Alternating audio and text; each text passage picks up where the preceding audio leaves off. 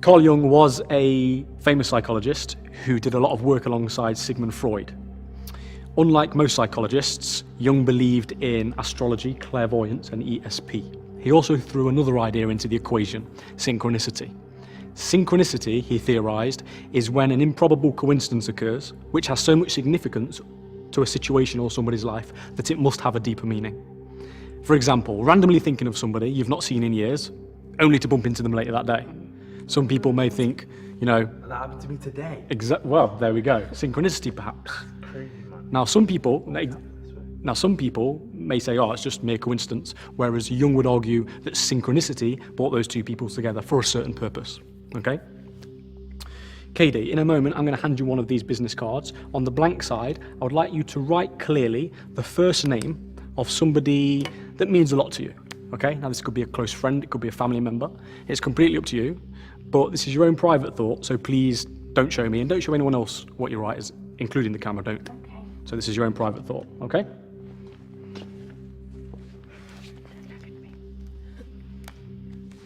And let me know as soon as you've done that. I've done it. Okay. This pen smells lovely. I'd like you to return that thought there so I can bury it in and amongst all these blanks. Excellent. I'm going to write on one now too. Only I'm going to write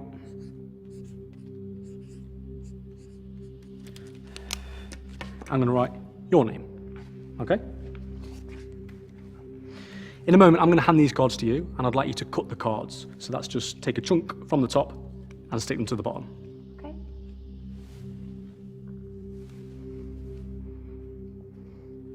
Perfect. Give the cards one more cut for me, please, so that the names inside are mixed up just that little bit more. Okay, now this is a somewhat strange request, but in a moment, not now, I'd like you to keep cutting those cards over and over and over again. So taking a chunk from the top and putting it to the bottom, taking a chunk from the top and putting it to the bottom. Now you can cut shallow, you can cut deep, you can cut from the middle. It's completely up to you. But, now this is the strange part, I'd like you to try and keep your eyes fixed on me as you're doing it. So take your time, slow down so you don't drop them. The odd glance down is fine. Okay. But for the most part, if you could keep your eyes fixed on me. Okay, off you go.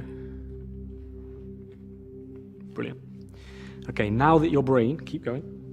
Now that your brain is preoccupied on the task of just using your peripheral vision and your sense of touch to cut the cards, I'd like you to now begin to think of the person that is close to you, okay? By the way, you can stop cutting the cards at any time, however, only do this when it feels right for you to do so.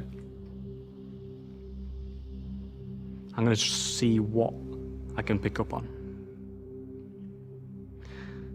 I'm getting the sense that you have a family-like bond with this person, but when I say family, I don't think he's blood-related. And I say he because it's definitely a he. Yeah. Okay.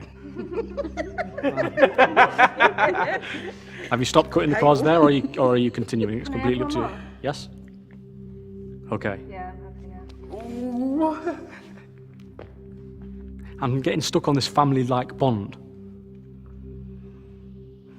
This isn't, like I say, somebody in your immediate close blood relation family. No. But I'm getting the sense that, I don't know, maybe you're going to become closer in the future. Does that make sense? Yeah. Think of this person's name for me. 2 syllables. Yeah.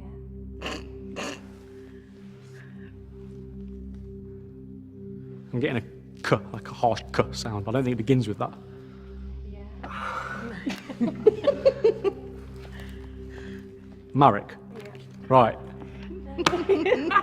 I've obviously seen that you've stopped cutting there, so obviously it felt right for you to do so. What I'd like you to now do is to turn the entire pack so it's blank side up. I'm gonna leave in a minute. Yeah. So it's blank side up, okay? Oh gosh. What I'd like you to do, Katie, is in a moment I'd like you to begin to spread through the cards, because out of all the potential outcomes there could have been and all the variables, you may find that synchronicity has brought a certain 2 people together. Okay, so you just want me to Yep, go through them. like this. That's right. But if you've done this correctly, and I think you've Probably have.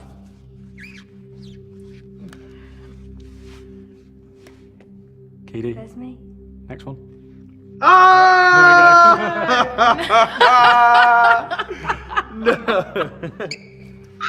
This is evil. Amazing. Thank you, KD. Oh, no way. This is a simple and beautiful routine which, when performed correctly, can have a moving, almost poetic feel to it. The effect utilises two very simple principles: a bold peak based on Larry Becker's Sneak Thief, and the fact that cutting cards doesn't actually alter the order of the stack despite giving the illusion of doing so.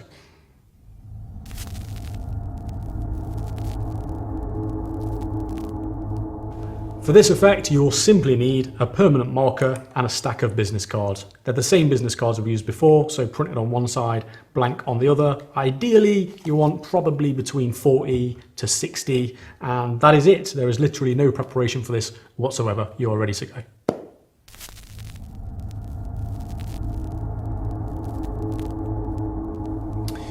The key to this effect is in its context. Okay, so you start it off by giving them a feel of mysticism. So you're talking about Carl Jung, you're talking about synchronicity, these chance coincidences, and a lot of the time they will be able to relate to that in some way, shape or form. Yeah.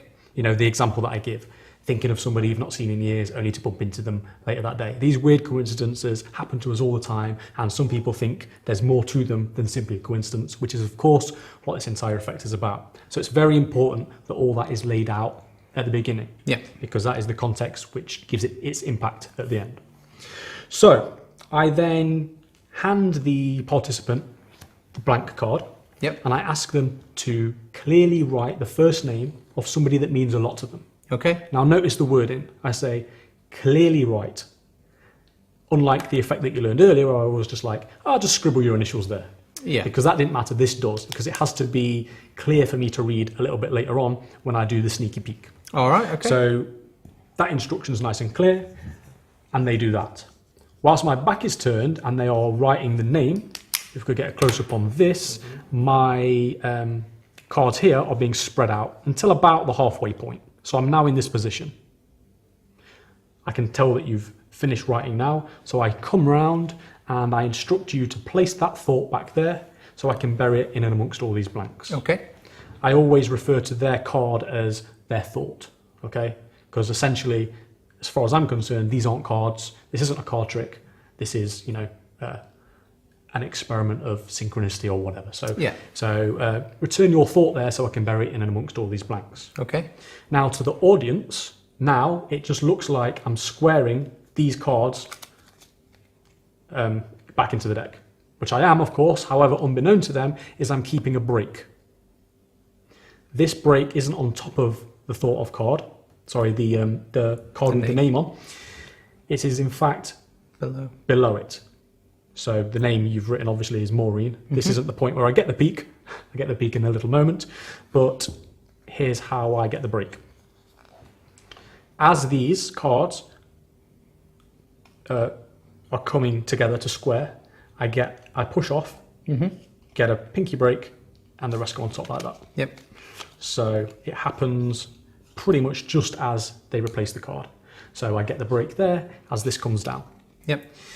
Now I say, still got the break, I say, I'm going to write in one now too, only I'm going to write your name.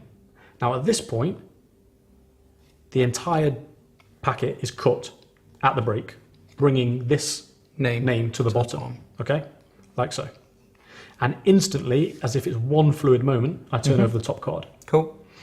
Now, when I was originally coming up with this, I was thinking, is there a way I could perhaps do like a, you know, a secret pass to cut it to the bottom? No need, but is there? Yeah, I really don't think there's any need, and it is literally a matter of getting the, sorry, I'll turn that the right way around, getting the break, coming over, cutting the cards, and doing that. So I say, I'm going to write in one now too. Only I'm going to write your name. So I hold it like this, I orientate it towards myself, and I write your name, and I show the group. Now at this point, I know the name you're thinking of, because I've just peeked it. To everyone else, it just looks like I'm displaying it. But behind, if we can get a close up on this, as I'm displaying the name, this is what I'm seeing. So it's staring me in the face, the name that they are thinking of. So I know the name you are thinking of is Maureen at this point. Now, I then twist this back around and I give the cards a cut. However, I do this by saying instructions to the participant because that is what they're about to do. Okay. So it goes from here, I've got the peak, down to here. In a moment, I'm going to hand these cards to you, and I'd like you to give the cards a cut like so. Take a chunk from the top and stick them to the bottom. Okay. So they do that. And I say, very good. Give the cards one more cut for me, please. So the names inside are mixed up just that little bit more.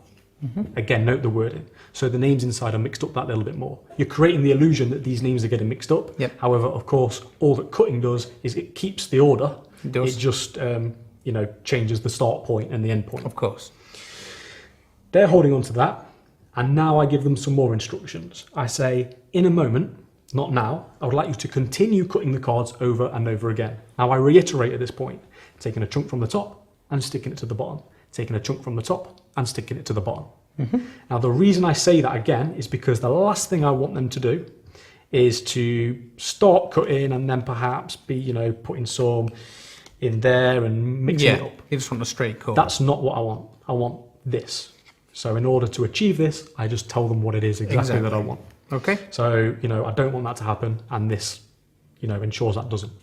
So my wording is to continue cutting the cards over and over again, taking a chunk off the top and sticking it on the bottom, taking a chunk off the top and sticking it on the bottom. Not yet if they do start. However, here's the slightly strange part. I'd like you to try and do this without looking. Okay. So take your time, look at me. So take your time, slow down so you don't drop the cards. And this is all genuine as well because you don't want them to, Yep. and you don't want them to feel under pressure that, oh no, they've got to do it well, because they haven't. They've just got to do it competently, and slowly is fine if that's all they can manage. Yep. So let's see how well you do. And then I say to them, don't worry, the odd glance down is fine, but for the most part, if you could keep your eyes fixed on me. Okay. And then off they go. Now, as soon as I'm happy that they're happy with doing this, I then say to them, now that your brain is preoccupied with the task of just using your peripheral vision and your sense of touch to cut the cards, I'd like you to now begin to think of the person that is close to you. Now, you can stop cutting the cards whenever you like. However, only do this when it feels right for you to do so. Okay. Okay. So just stop cutting there for now, for the purposes of this explanation. But, of course, I know the name that they're thinking of, Yes. which is Maureen. So, at this point, you're essentially doing a little bit of a warm reading. Now, purposefully, in the presentation that you just saw, I didn't go in as deep as I usually do. Okay? Now, I'm not the best cold reader in the world. I'll put my hands up and I'll admit that straight away. Okay? However, it doesn't matter if you get things totally wrong. Yeah. In this particular demonstration. The reason being is because you've got the nugget at the end. You've got their name, okay, which is the gold in this small mountain, okay. So it doesn't matter if you get wrong. So do try your best and just come out with some statements. They may sound audacious. I don't know if you've got any tips. Well, the very fact that you said when you write down the name, to write down the name of someone important to you. Yeah. So now you know when Well, you pick yeah. Maureen that it's a female name and it's someone important to me. Okay, so it's either going to be a mum, a grandma, or a spouse. Exactly. I would suggest, or maybe a daughter, Yeah. perhaps. But it's going to be within those kind of realms. So one line that I often use is, I'm getting the sense that you have a family type bond with this person. And that covers both outcomes. Of course. A family type bond could mean blood relation, or it could mean your best mate. Someone who's very close. Okay, he's not blood relation, but it's family-like. yeah, exactly. I'll consider him part of my own family. Yeah. So you warm read as much as your as much as you're comfortable with. Yeah. Okay. Then, obviously, it's a female in this instance, so I'll drop that in. I know it's Maureen. I know that's 2 syllables, so I'll often get them to think of the name. Often they've probably stopped cutting back at this point anyway. I will then ham it up and build up the tension until it gets to the reveal. Okay. Yep. So my reveal here would be Maureen. At this point, you're I react. probably flabbergasted. Yeah. And as far as they're concerned, that's probably the end of the effect. That's what Yes. you're building it up to that point. So after that's died down, I then ask them to turn the entire packet so it's face up. Now the reason I do this is because one, they're going to spread through them in a minute anyway, so it needs to be this orientation. But second, there is a very small chance that one of the names might be staring you in the face right now. If this does happen, I just ask the person to give it one last cut.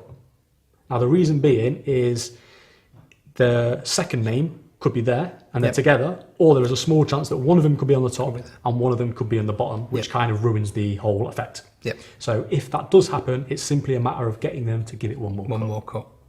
I then say, I would like you to now begin in a moment, slowly spreading through the cards, because you might find that out of all the potential outcomes and all the variables there could have been, you may find that synchronicity has brought a certain two people together.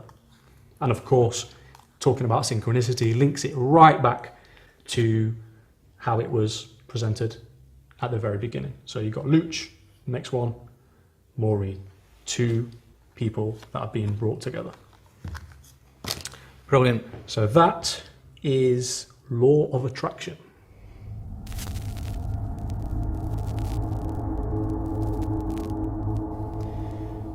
You can perform this effect for an audience as big as you like, providing there's nobody standing behind you for the peak. However, unlike the performance that you just saw, I prefer saving this for more intimate settings like one-on-one. Yep. Simply because in these kind of situations, it's more personal and it just makes people melt. So that is the law of attraction.